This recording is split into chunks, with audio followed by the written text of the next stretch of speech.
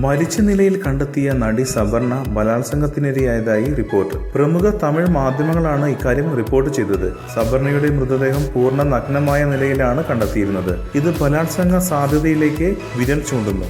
മകൾ ആത്മഹത്യ ചെയ്യില്ലെന്ന് സബർണയുടെ പിതാവും ആവർത്തിച്ചു പറയുന്നു. പൂർണ്ണ നഗ്നയായി മൃതദേഹം കണ്ടെത്തിയതും മുറിയിൽ 4 പേർ വന്നു പോയതിന്റെ സൂചനകളും സബർണയുടെ മരണം നടന്നത് ബലാത്സംഗത്തിനിടെയാണെന്ന സംശയം ബലപ്പെടുത്തുന്നു. സബർണയുടെ മൃതദേഹത്തിൽ മുറിവുകൾ കണ്ടെത്തിയതും ദുരൂഹത വർദ്ധിപ്പിക്കുന്നുണ്ട്.